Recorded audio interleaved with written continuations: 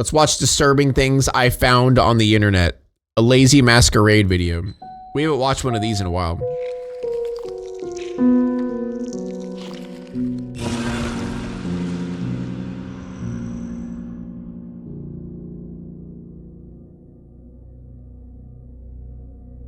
On the morning of March 22nd, 2024, residents of Wasco, California, woke up to a scene straight out of a nightmare. At just after 8 a.m., an Amtrak train Did a train roll over someone's leg? rolled through the station at G Street and 7th, striking 48-year-old Horacio Ayala Peñalosa after he wandered too close to the tracks. Witnesses described how one moment he was there, walking his bike and chatting with someone on a nearby bench, and the next, he was gone, the violent impact leaving his body catastrophically torn apart. It was an image seared into their memories. Oh. But as horrifying as the incident was, what happened next would leave both eyewitnesses and investigators even more scarred. As emergency crews arrived to secure the scene, onlookers what was he holding? 27-year-old Rosendo Tellez walking among the wreckage. And what he did defies belief. Tellez spotted one of the victim's severed legs on the track, picked it up, and in a grotesque act of disrespect, began parading it through the streets in broad daylight. What? Construction workers nearby recalled him sniffing it, swinging it in the air like a trophy, and even slamming it against a wall. What the fuck? And this wasn't just a fleeting moment of madness, though. Eyewitnesses say Tellez, who already had a warrant out for his arrest, continued brandishing the leg in front of bystanders, waving it around and chewing on it, all while laughing and daring people to intervene. Oh! Disturbing video footage shows him eating the leg on the street, biting off pieces and screeching at passers-by. Oh! All of this happened just steps away from police and railroad investigators who were still processing. Dude, imagine being the... Wait, okay, I'm assuming the dude who got hit by the train's dead. Right? Because I'm like, dude, if I would rather be dead. I would rather be dead than like live and then find out that there was a psycho dude who was eating my leg. The train strike. Kern County Sheriff's deputies, along with the railroad police, soon heard about what was happening and closed in. When asked whose foot he was carrying, Tellez replied, "My own." The suspect was taken into custody near 7th and F, and the partially gnawed leg and foot were recovered. As would come to light, Tellez was a homeless man who, just hours before the incident, was seen acting normally at a liquor store. After interviewing witnesses and reviewing CCTV footage, it was determined that Tellez hadn't played a role in the victim's death, which was ultimately ruled accidental. How do you, I guess, desecration of a corpse kind of charge? Or abuse of a corpse?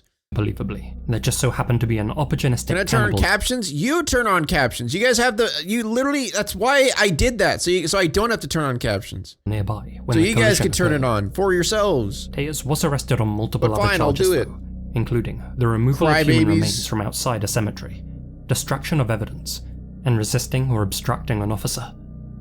In handcuffs, he claimed that he was simply taking the leg to the hospital. Once booked into jail, were you trying to revive the leg? You took the leg to the hospital. Please, I need you to work on this leg. Additional please charges save this leg for attempting to smuggle in controlled substances. It's believed they played a role in his decision-making that morning. While much of the media coverage focused on the bizarre aftermath of the crash, it's important to remember that at the center of this story was a man who lost his life. Horacio Ayala Peñalosa had lived in Kern County for many years, and his sudden death shocked those who knew him. I'll never understand how people die to trains. That's like, because that is a very common thing, and it still to this day doesn't make sense to me, because I feel like seeing and hearing a train is pretty easy to do. Trains are, I don't know if you know this, trains are pretty fucking loud, you know? And neighbors described him as a quiet, hard-working man who largely kept to himself, but was well liked in his community. In May 2024, just weeks after the incident, Tellez entered a no-contest plea. He was sentenced to 1 year in county jail, with credit for time already served and good behavior.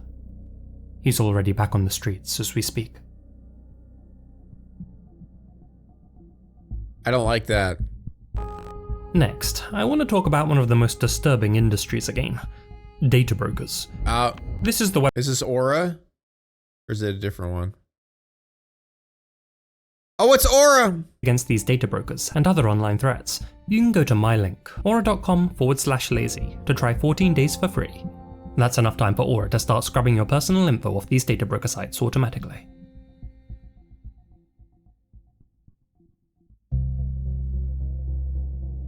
Why is he back on the streets? He has Raphael a taste for human Graver, flesh now? Yeah, better I known don't know. online as Jean Palmanov, or JP, wasn't always one of France's most talked about streamers. In his early years, he'd served in the military, an institution where he struggled to fit in, and where he reportedly endured relentless bullying. Oh no. This happened very recently, chat. And chat, spoiler alert, it's Kick, not Twitch. But what Raphael lacked in social skills, he made up for with a big heart. Following his time in the army, he turned his attention to online platforms, playing games and chatting candidly with fans, and he was incredibly successful with it.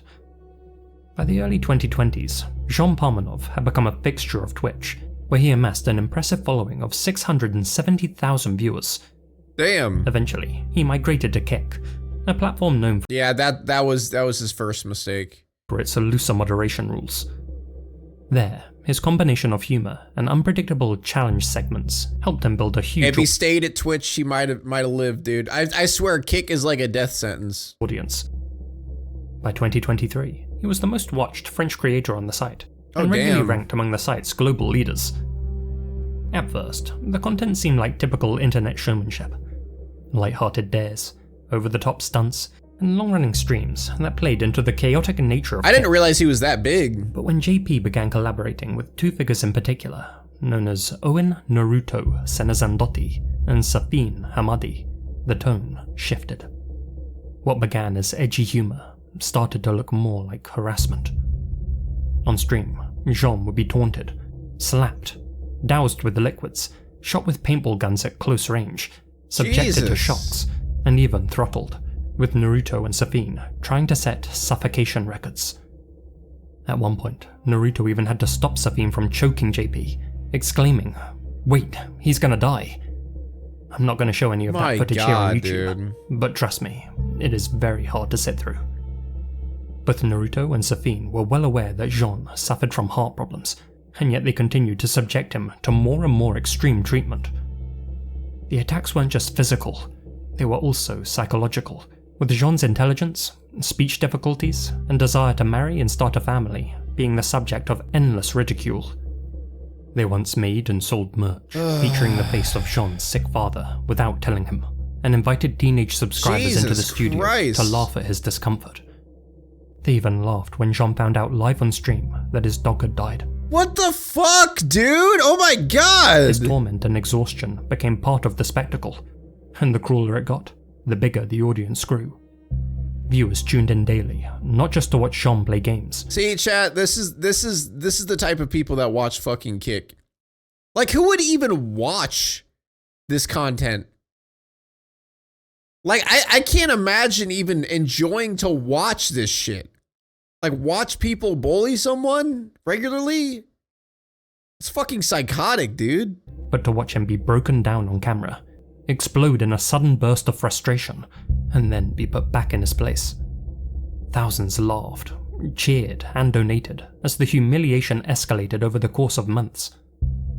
What was framed as entertainment began to feel like a slow-motion train wreck, and through it all, Jean carried on streaming.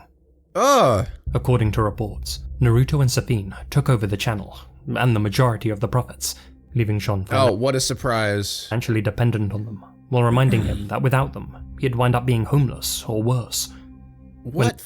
Dude, they better go to prison, I swear to Whenever he God. tried to leave or refused to participate, they'd lock him out, steal his car, and harass his family.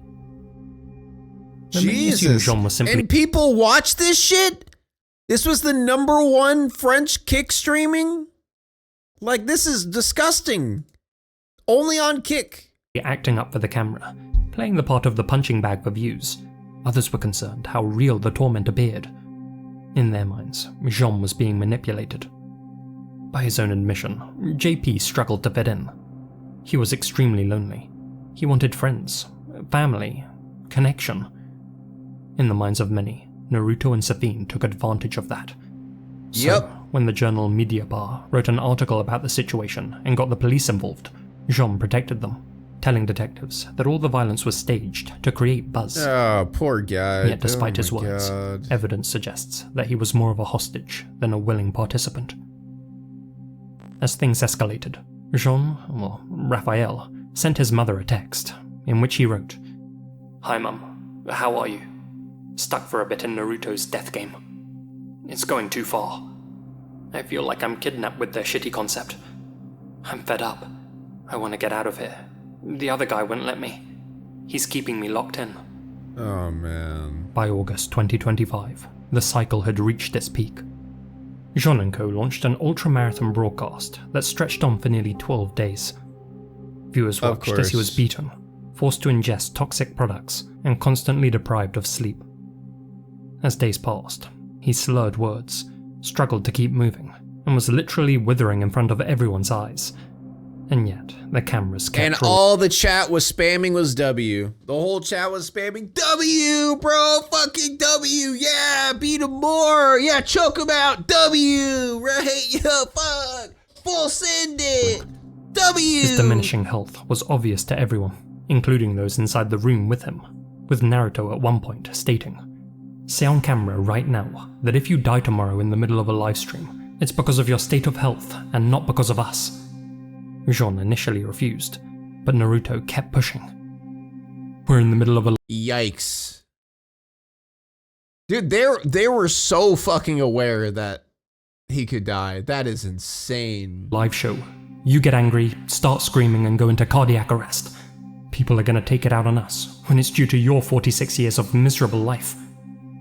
This was clearly an attempt to absolve themselves of any responsibility when, not if, the worst happened. On August 18th, with the on-screen counters showing almost 300 hours of continuous broadcast and over 36,000 euros worth of donations, Jean began exhibiting breathing difficulties, and at one point asked to be taken to the hospital. And they His refused, request I'm was assuming? ignored. Yep. Later, he collapsed live on camera, and instead of help, his so-called friends kept streaming before going to bed in the same room. Oh my god. Those tuned in sent donations, urging the others to check on JP. 50 minutes later, Naruto responded by throwing a water bottle at Jean's head while asking, "Is he dead?" When he didn't react, they checked his vital signs. The atmosphere became tense, and the stream cut to black. Hours later, Naruto made an announcement on Instagram. "Unfortunately, JP has left us." I love how he says, "I've always dreaded the day I'd have to write these words," because he was fully aware that at one point he was going to die because of what they do to him.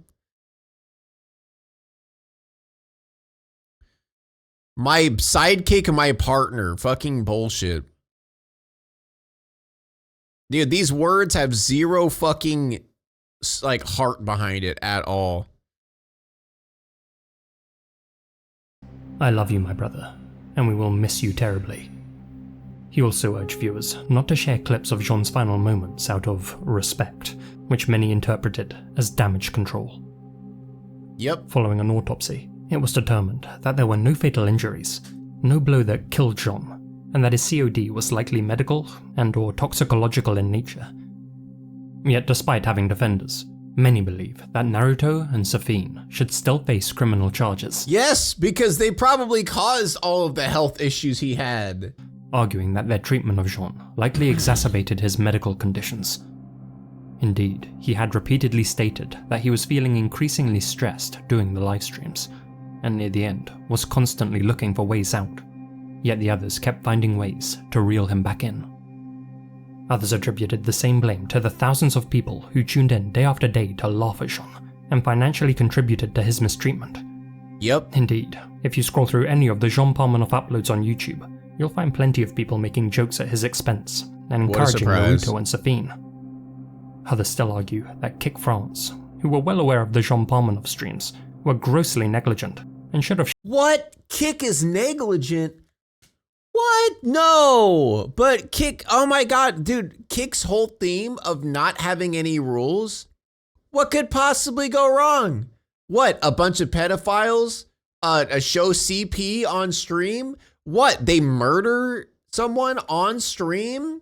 And people actually come to watch someone get bullied and tortured all day on stream? What? I thought no rules was a good idea.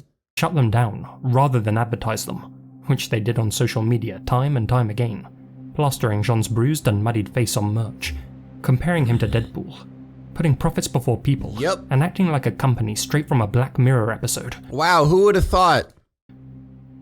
Fucking Kick has since disgusting banned ass Naruto and Safine's accounts. platform, dude. But though they initially took down the Jean Palmanov channel as well, it has since been reinstated. Unbelievably, Kick themselves deleted all of the clips showing Jean's obvious torture, only leaving behind the ones which fit with their narrative of consent, all to protect their own image.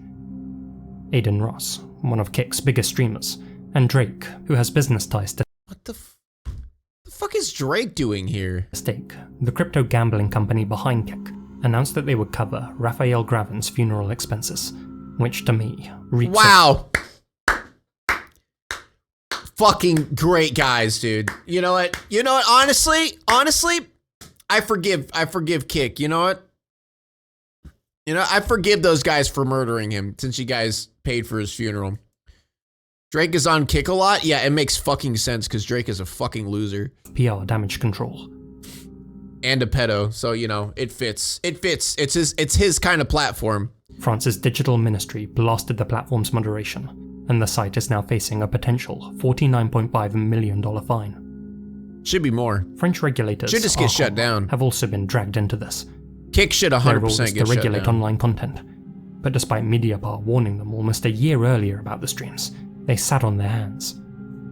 Now politicians are weighing in, pushing for new internet regulations like those recently implemented in the UK, essentially using Raphael's death as a pretext for greater surveillance. Following Raphael's Kick should passing, have been shut down after the pedo shit, to be honest. prosecutors opened an investigation, not into murder, but into what's known as abuse of weakness, a charge that can only apply when someone is manipulated or exploited, especially while in a vulnerable state. That investigation is still ongoing, though as of today, neither Naruto, Safine, or anyone else has faced criminal charges. Their lawyers Which is continue to absolutely insist fucking insane, dude. that Raphael passed They should be naturally in from health prison. complications, and that he consented to everything that happened on stream. That's despite the fact that in France, you can't legally consent to being tortured, beaten, or seriously harmed. They're now playing the sympathy card, claiming to be the targets of cyberbullying. Oh my god. During Jean's funeral, Are you which fucking kidding me? You're gonna start crying that you're getting cyberbullied? Are you fucking kidding me? Oh god, I hate these people so fucking much. Oh my god. Oh my god. What fucking disgusting pieces of shit. Naruto and Safine attended. JP's mother raised eyebrows when she spoke in their defense. Despite receiving Jean's final text message and watching her son's final stream, she said, "Naruto and Safine took good care of my son." No. She got paid off or something. No, there's no way. Or they threatened her. There's no fucking way. Just as I did. They have values. JP was able to do things with them that he wasn't able to do back home. They never mistreated him, except once in the gym. What happens in the live stream is in the live stream. What happens off the live stream is off the live stream. When they go home, they don't take their work home with them. In stark contrast, JP's sister described their behavior as unacceptable. To some, the Jean Palmanov stream was a tragic accident. An exhausted but consenting man whose body finally gave out. But I think it's obvious that this was something much darker. In my opinion, and I stress opinion, Jean was broken down by a group of men much younger than him, both physically and mentally, for financial gain. He was beaten as a teenager, harassed during his years in the army, and exploited on stream by people pretending to be his Jesus friends. Christ, are they waterboarding him? As one YouTube comment on Charlie's coverage of this story put it, he was killed on the inside before his actual death. And worryingly, it's now looking like he'll be let down by the system, too.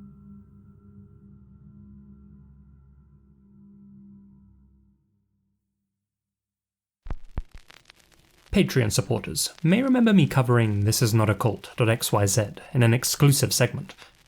Well, there's since been an update. So for those of you who missed it, here's a recap. What?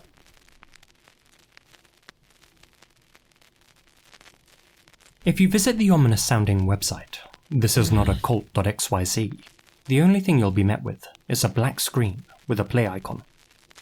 No text, no context, just an eerie message in the address bar, and an invitation to click. Thought it was Trump for a second.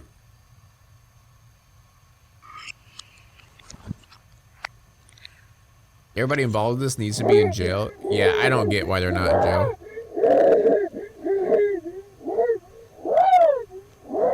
Woo! Woo! Ew!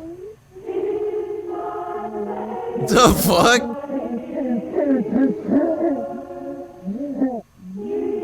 Gross!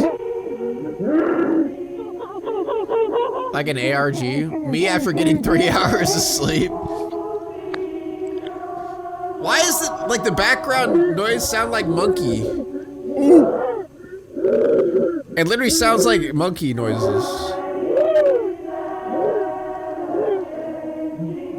Okay.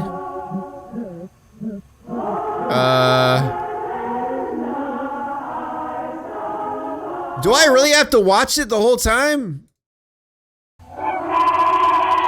Video you've just seen, which has to be one of the more unsettling things I've watched in a while. It opens with silence and a static-filled screen. Alright. After almost 20 seconds, a close-up of what appears to be a mummified face fills half the screen. The nose appears flattened. The teeth jut out. The eyes are wide open, but vacant.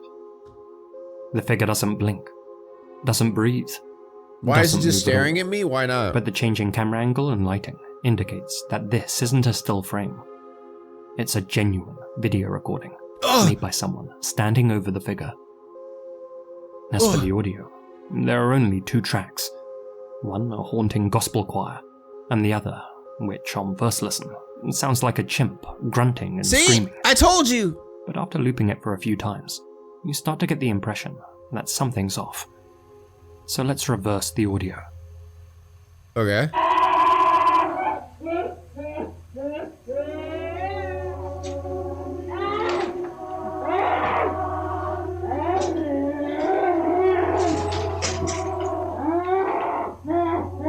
It's a demon!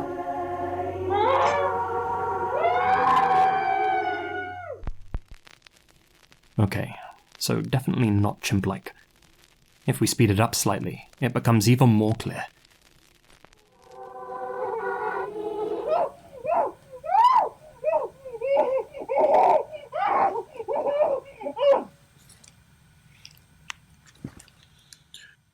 This sounds like a that baby. Confirms, in my mind, that the grunts are indeed the cries of a human being, playing at the top of a piece of music.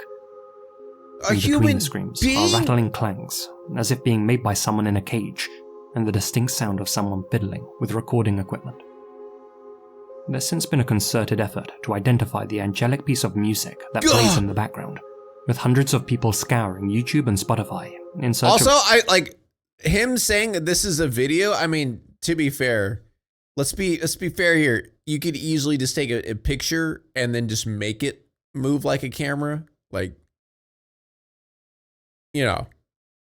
This hauntingly beautiful track, but thus far, nobody's been able to find it. After repeated listens, I think the lyrics begin with, "He's my Lord, He's my Savior in this world, Prince of Peace." Yeah, it sounds like a regular Jesus song.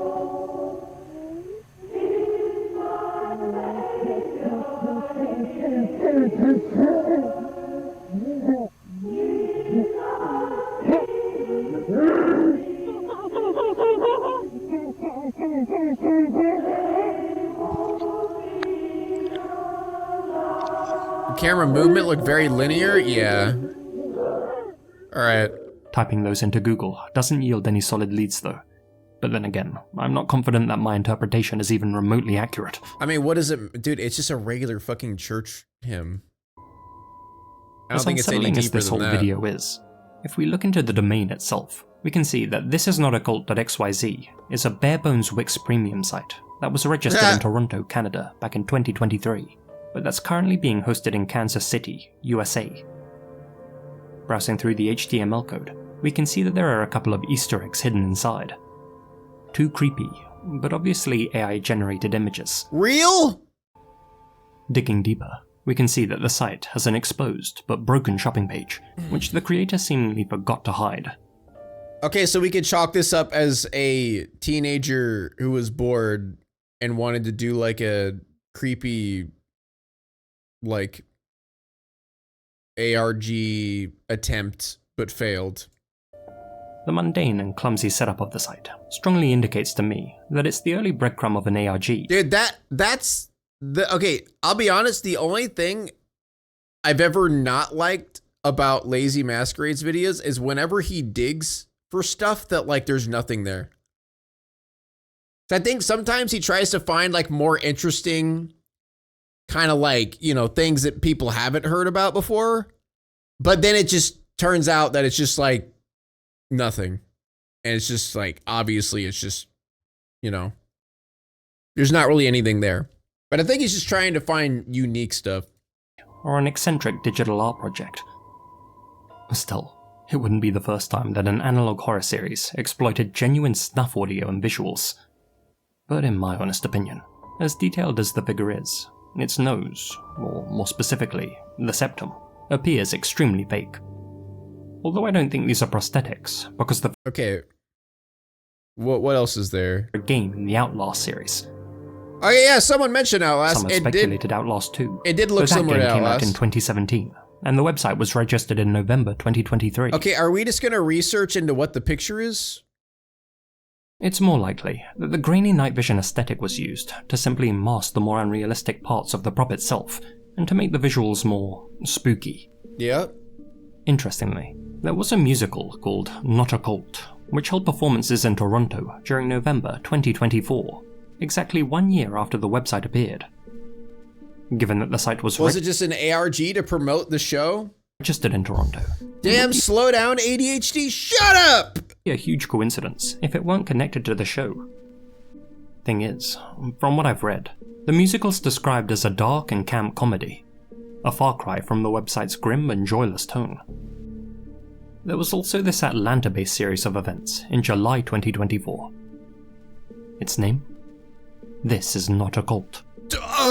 From what I can tell though, it was an immersive experience run by the You Did This theatre company, in which the audience could build their own cult together. Again, the show emphasized the comedy of cultdom by urging participants to drink the Kool-Aid, so although the name matches, and the timing broadly syncs up with the creation of the website, I'm leaning towards this being yet another coincidence. One of the few YouTubers who has covered this mystery is Podrocker, and while browsing the comment section beneath his video, I noticed this user, him, leaving ominous remarks. Clicking on his Can you hear the call of God? channel, him's bio links to This Is Not a Cult. God, it's God! The only video on his channel is this psychedelic upload, which, when sped up, reveals that Dude, I want to do this. I want to fucking make some bullshit ass page like this and just have nothing connecting to nothing. Just so channels like this can just spend hours and hours researching to find nothing. You know what I mean? Like, that would be hilarious. Just spend time making some bullshit creepy stuff, and then one of these channels like waste their time. And I'm just sitting there laughing. hidden message.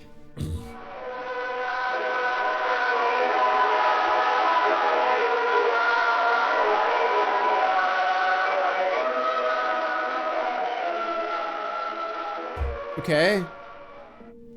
Following that discovery, more hidden elements of the site were unearthed. In June of this year, Mag2K made a post over on Reddit, detailing how if you add /we found you to the URL, a new page reveals itself, which seems to scroll on infinitely. The title of the page? 1H, 1M, 1S. Likely 1 hour, 1 minute, 1 second. But also, him. Oh! It's full Since covering circle! This a few months It's all coming full circle! back, the mystery It's of him! This Is Not a Cult.xyz has been We resolved. found him! In a post over on the r/internet mysteries subreddit, user YarnFace00 explained, "I genuinely don't know if this is old news, since I'm not super active on this sub, and I don't know if this fully warrants the solved flair, since there may be more to it, but I thought I'd post about this in case no one else has." Tonight was a Scream Unseen showing at AMC theatres, which just means that you get to see an early screening of an unreleased film for like $5. The only caveat being that you don't know what the movie is when you buy your ticket. Tonight's movie, spoiler alert, was Bring Her Back, the follow-up A24 film by the directors of Talk to Me. During the opening titles, a brief clip of a creepy, wriggling fetus creature with a grainy filter blade, ending with the text, "This is not a cult.xyz," popping up on screen. I remember a lot of YouTubers talking about this website a few months ago, and I wasn't sure if any more progress had been made into figuring out its deal. Chat, any movie watchers? It looks like it was a piece of viral marketing for this movie. There are similar creepy VHS footage scenes in the film itself as well, and without spoiling too much, decomposing corpses are pretty central to the whole story. Well, that thankfully confirms that this isn't a real corpse, and that the website was indeed a marketing campaign. What? Not for the Outlast trials like I guessed, but for the horror movie Bring Her Back, directed by the Raka Raka Filippo brothers, who definitely have a substantial amount of ARG experience under their belts, having played a significant creative role in Ash vlogs. Indeed, eagle-eyed viewers noticed another URL hidden within the movie, which directed them to a Russian dark website, supposedly selling resurrection footage and evil blood, with a timer for users to make offers. Real resurrection? I'm personally pretty impressed by this marketing campaign. It's not only aesthetically disturbing, but extremely intricate, with hidden clues and iconography that are still being discovered. So though I don't typically cover ARGs on this channel, I thought I might make an exception for this one. Though I'd still like to know what that piece of choir music is. W. Yo, is that a dude in a diaper? Or is he just in I'd underwear? still like to know what that piece of choir music is. Damn. Bro's got no ass.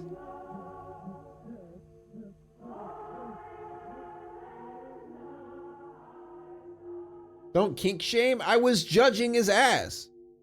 Different. In 2011, two men from Pennsylvania received separate emails from their friend, Jack, referencing events that had either just happened or that only he could have known about. There was just one problem. Jack was dead. Jack Froese was a 32-year-old man from Dunmore, known by friends and family for his sarcastic sense of humour, his warmth, and his deep passion for life. In June 2011, Jack passed away suddenly from heart arrhythmia. His death came as a devastating shock to those close to him, and like many people who lose someone suddenly, his loved ones were left grappling with grief, unanswered questions, and the lingering desire for one more conversation. Is that like getting a brain thing? Is that like a similar thing where it's just like out of nowhere you're just fucking dead? Several months after Jack's death, in November 2011, one of his closest childhood friends, a man named Tim Hard, was browsing through his inbox when he noticed an email with a concerning subject line. I'm watching. Even more eerie was that the sender was Jack. A little freaked out, Tim opened the email. Did you hear me? I am at your house. Clean your fucking attic. The body of the message hit Tim like a ton of bricks. That he and Jack had spent plenty of time joking around in the attic, and on one of Jack's final visits before his death, they had laughed about how messy it was up there. Jack even joked that he would clean it if Tim wouldn't. Real? No one else could have known that detail. To Tim, the email felt far too specific to be coincidence. Desperate for answers, he replied, but received no response. Soon after, Jack's cousin, Jimmy McGraw, If that's a also joke, received... it's really fucked up. I mean, I think it's more likely that it's a joke than him coming back to life. But if so, it's that's really fucked up to do to somebody. a message from him while he was still deeply in mourning. Hey Jim, how you doing?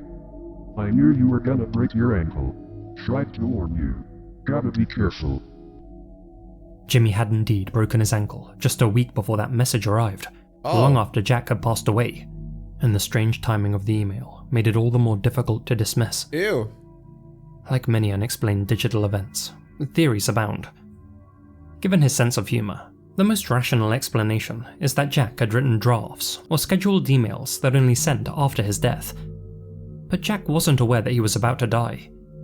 His passing had been sudden and unexpected, and he wouldn't have had a reason to preemptively write the messages. Their specificity, with one referring to an event that occurred after he passed, seemed to rule this theory out. Another possibility is that someone hacked or gained access to Jack's emails and sent the messages as a cruel prank. However, Jack was tech-savvy, hadn't shared his password with anyone, and there was no evidence that someone had illicitly accessed his account. And even if they had, what would be the point of it? Certainly not infamy, theory? as they never came forward and stopped sending the messages Or maybe abruptly. it's a family member? That, along with the personal nature of the content, the with guy the who first died? email referencing a conversation that Jack alone knew about, makes this explanation unsatisfying. Some of Jack's friends and family believe that the emails were a form of communication from beyond the grave. To them, the messages felt less like the work of a troll, and more like personal reassurances from Jack himself, designed to comfort those that he left behind. But skeptics suggest that grief can make people interpret coincidences as meaningful. The Jack Froese emails have become one of the most famous modern ghost stories on the internet, and in a world where our identities live on digitally long after we're gone, this mystery forces us to confront questions about technology and mortality. Though some websites Chat, it's a ghost. delete the accounts of deceased users after receiving proof of death, nor after long periods of inactivity, It's a ghost. others allow them to gather dust and become part Does heaven use Yahoo or Gmail? Good question. of the great digital graveyard, perhaps leaving them vulnerable to access. Though some view the messages as disturbing, for Jack's cousin Jimmy, they've been more Dude, of a why? He's a poker. He's only using one finger to type. comfort than anything else. Use more than one I finger. like to think that Jack sent them. He used his middle finger once. It's like he's gone, but still trying to reach out, trying to tell me to move forward, to feel better. Even Jack's mother chose to see them as a kind of gift. I saw they made some people happy, she said. They upset some people too, but at least people were still talking about him. Why would that make you happy? That'd freak me out. I think there's somebody stalking me. Has led some to come up with a new theory, that the person behind the emails was actually Jack's own mum. Given his sudden passing, I mean, that his makes accounts sense. likely would have still been open on his laptop.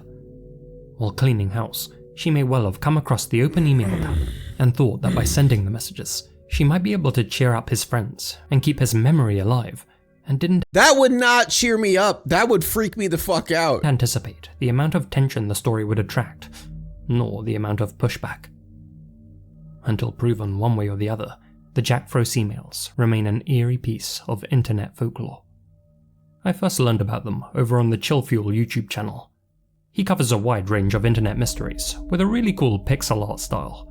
Be sure to check him out through the link down below. Cool. W promoting other people. What an unsatisfying cliffhanger, chat. I mean, nothing came of it, so I guess it wasn't a stalker, but like, it's really weird. You know, that's really freaking weird.